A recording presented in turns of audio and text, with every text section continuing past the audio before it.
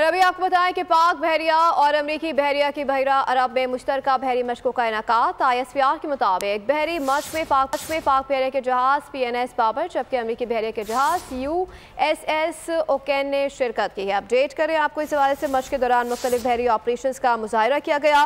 मश्क में शरीक अमरीकी बहरिया के कमांडिंग ऑफिसर ने commanding Pakistan fleet rear admiral Abdul Munib से भी मुलाकात की। इस हवाले से मजीद जान लेते हैं नुमाइंदा खुसूसी सलमान अवान से। जी सलमान अवान, आगाह कीजिएगा इस मश्क का अहवाल।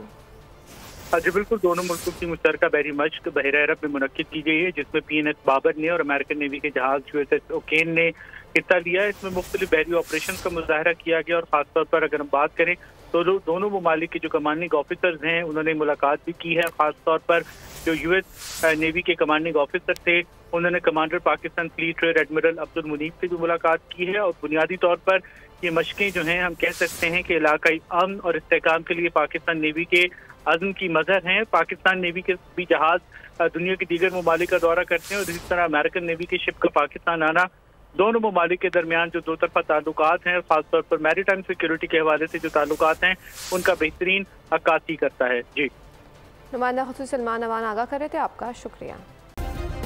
सब्सक्राइब करें और बेल दबाएं ताकि कोई खबर रह न जाए।